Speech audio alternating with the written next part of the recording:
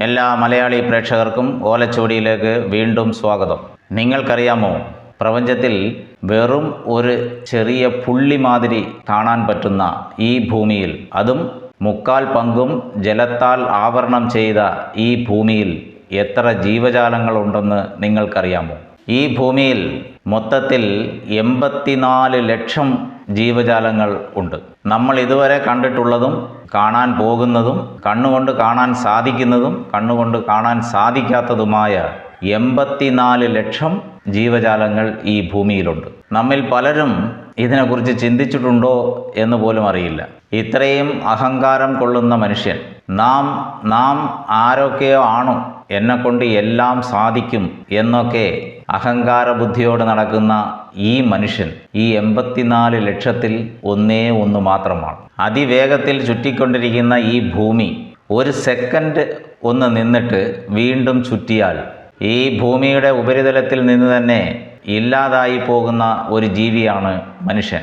എന്നാൽ ഒട്ടുമിക്ക ജീവജാലങ്ങൾക്കും വീണ്ടും പൂർവാധികം ശക്തിയോടുകൂടി തഴച്ചു വളരാൻ ഈ ഭൂമിയിൽ സാധിക്കും. ഈ 84 ലക്ഷം ജീവജാലങ്ങൾ എങ്ങനെയാണ് പ്രത്യുൽപാദനം നടത്തുന്നത് എന്നാണ് ഇവിടെ നമ്മൾ പ്രതിപാദിക്കാൻ പോകുന്നത്. എങ്ങനെയാണ് ഈ 84 ലക്ഷം ജീവജാലങ്ങൾ വംശവർധന നടത്തുന്നതെന്ന് നിങ്ങൾ ഇതുവരെ ചിന്തിച്ചു നോക്കിയിട്ടുണ്ടോ? അങ്ങനെ നോക്കുമ്പോൾ ഈ ഭൂമിയിലുള്ള മൊത്തം 84 ലക്ഷം ജീവജാലങ്ങളെയും 4 വകയായി നമ്മൾ തിരിക്കാം. ഓരോ ജീവജാലത്തിൻ്റെയും പ്രത്യുൽപാദന രീതി അനുസരിച്ച് നമുക്ക് അതിനെ 4 വകയായിട്ട് തരംതിരിക്കാം. ആദ്യത്തേത് എന്ന് വെച്ചാൽ മുട്ടയിട്ട് കുഞ്ഞുങ്ങളെ വിരിക്കുന്ന വകയാണ്. മുട്ടയിടുക എന്ന് പറയുമ്പോൾ നമുക്ക് അറിയാം, നമ്മുടെ വീടിൻ്റെ അടുത്തുള്ള കോഴി, താറാവ്, പ്രാവ്, അങ്ങനെയുള്ള പക്ഷികൾ, പാമ്പുകൾ, ഉടുമ്പ്, നമ്മുടെ വീട്ടിൻ്റെ സീലിങ്ങിലിരിക്കുന്ന പല്ലി, ഇങ്ങനെ ഒരുപാട് ജീവജാലങ്ങൾ മുട്ടയിട്ട് കുഞ്ഞുങ്ങളെ വിരിക്കുന്നവരുണ്ട്. മുട്ടയിടുകയും അതിനെ വളരെയധികം സംരക്ഷിച്ച് മുട്ട വിരിച്ച് കുഞ്ഞുങ്ങളെ ഉണ്ടാക്കുന്ന ജീവജാലങ്ങൾ. നിങ്ങളുടെ മുന്നിൽ നിങ്ങൾ കാണുന്ന ഒരുപാട് ജീവികൾ ഇതിലുണ്ട്. നിങ്ങൾ ഇനിയായിരിക്കും അതിനെക്കുറിച്ച് എത്ര ഉണ്ടെന്ന് ശ്രദ്ധിക്കാൻ പോകുന്നത്. കടലിലെ മീൻ, കടലിലെ എല്ലാ മീനുകളും ഇല്ല, ഭൂരിഭാഗം മീനുകളും മുട്ടയിട്ട് വിരിക്കുന്ന കുഞ്ഞുങ്ങളെ വിരിക്കുന്നത് തന്നെയാണ്. ഇങ്ങനെ ഒരുപാട് നമ്മൾ കണ്ടതും നമ്മൾ ഇനി കാണാൻ പോകുന്നതും ഇതുവരെ നമ്മൾ അറിഞ്ഞിട്ടില്ലാത്തതുമായ മുട്ടയിട്ട് കുഞ്ഞുങ്ങളെ വിരിക്കുന്ന ജീവജാലങ്ങൾ ഭൂമിയിൽ 21 ലക്ഷമുണ്ട്. നമ്മൾ എത്ര ജീവികളെ കണ്ടിട്ടുണ്ടാവും?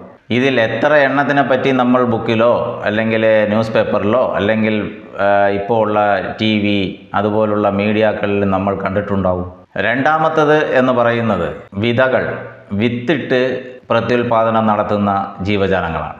അതിലുൾപ്പെടുന്നതാണ് മരം, ചെടി, കൊടി, ഈ ഭൂമിയിലുള്ള എല്ലാ സസ്യജാലങ്ങളും. കടലിനടിയിലായാലും ഭൂമിയിൽ മുകളിലായാലും വിത്തിട്ട് വംശവർധന നടത്തുന്ന സസ്യജാലങ്ങൾ അത്രയും.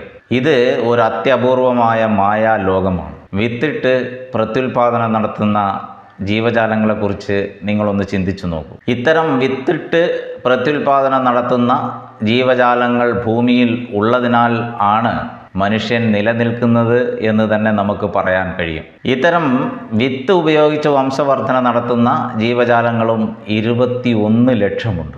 ഈ 21 ലക്ഷത്തിൽ എത്ര എണ്ണത്തിനെ നമ്മളുടെ കണ്ണുകൾ കൊണ്ട് കണ്ടിരിക്കും? ഇല്ലെങ്കിൽ വേറെ ആരോ കണ്ടത് ക്യാമറകളിൽ ഒപ്പിയെടുത്ത് നമ്മളെ കാണിക്കുമ്പോൾ അത് നമ്മൾ കണ്ടിരിക്കും എന്നൊന്ന് ആലോചിച്ച് നോക്കൂ. നമ്മൾ കണ്ടത് ആയിരങ്ങൾ പോലും ഉണ്ടാകില്ല എന്നുള്ള സത്യം നമുക്ക് തന്നെ അറിയാം.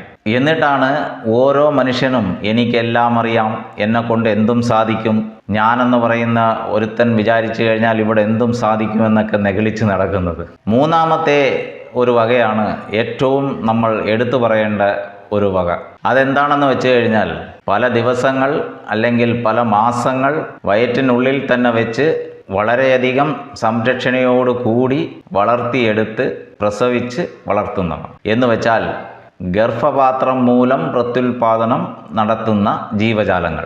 ഈ വകുപ്പിലാണ് മനുഷ്യൻ എന്ന് പറയുന്ന ഒരു മായ പ്രതിഭാസം അടങ്ങിയിട്ടുള്ളത്.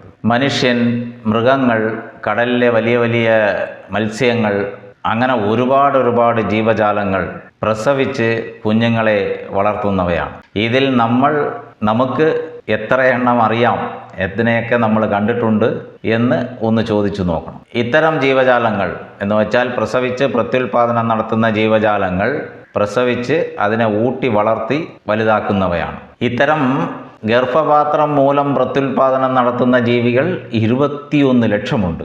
അതിൽ വെറും ഒരണു മാത്രമാണ് മനുഷ്യൻ. അയ്യോ, 21 ലക്ഷമാ എന്ന് ഇപ്പോൾ ഓരോരുത്തരും ചോദിക്കും. അതെ, 21 ലക്ഷം ജീവജാലങ്ങൾ ഗർഭപാത്രം മൂലം പ്രത്യുൽപാദനം നടത്തുന്നവയുണ്ട്.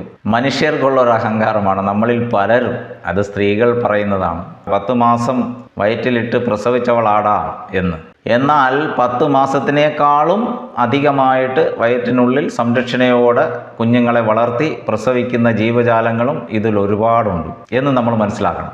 ഈ 84 ലക്ഷം ജീവജാലങ്ങളും ഇത് ഒരു പ്രത്യേകിച്ച് എടുത്തു പറയേണ്ട ഒരു കാര്യമാണ്. ഈ 84 ലക്ഷം ജീവജാലങ്ങളിലും മനുഷ്യനെ മാറ്റി നിർത്തി മറ്റ് എല്ലാ ജീവജാലങ്ങളും പ്രകൃത്യാ തന്നെ അതിൻ്റേതായ രീതിയിൽ പ്രത്യുൽപാദനം നടത്തുന്നതാണ്. മനുഷ്യൻ മാത്രമാണ് ശാസ്ത്രത്തിൻ്റെ മാരകമായ കത്തി ഉപയോഗിച്ച് പ്രത്യുൽപാദനം നടത്താൻ ശ്രമിക്കുന്നത്.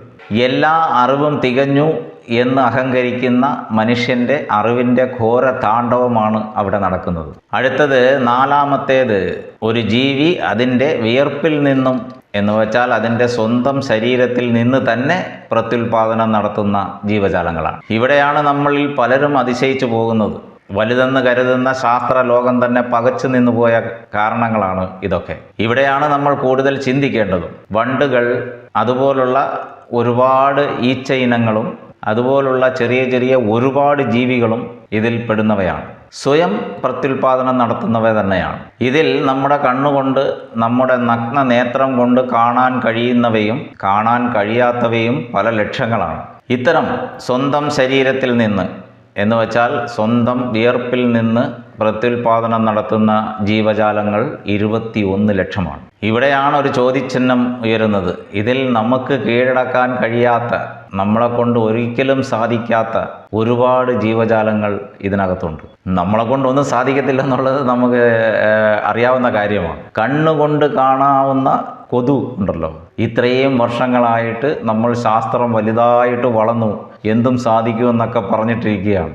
ആ ശാസ്ത്രത്തിന് പോലും കണ്ണുകൊണ്ട് കാണാൻ കഴിയുന്ന കൊതുവിനെ ഈ ഭൂമിയിൽ നിന്ന് ഇല്ലാതാക്കാൻ പറ്റാത്തപ്പോൾ ഒരു വൈറസിനെ എങ്ങനെ അവർ തുടച്ചു നീക്കും? ഇതെങ്ങനെ സാധിക്കുന്നു എന്ന് വെച്ചാൽ, ഭൂമിയും ഭൂമിയെ ചുറ്റി ഉള്ള എന്ന് വെച്ചാൽ സൂര്യനും സൂര്യനെ ചുറ്റിയുള്ള പല ഗ്രഹങ്ങളിൽ നിന്നും വരുന്ന രശ്മികൾ അത് ഡയറക്റ്റാവും ഇൻഡയറക്റ്റാവും ഭൂമിയിൽ പ്രതിഫലിക്കുമ്പോൾ ഈ 84 ലക്ഷം ജീവജാലങ്ങളിലും കുറേയൊക്കെ ശക്തി പ്രാപിക്കുകയും കുറേയൊക്കെ അതിൻ്റെ ശക്തി ക്ഷയിച്ചു പോവുകയും ചെയ്യുന്നു എന്നുള്ളതാണ് ഒരു സത്യം.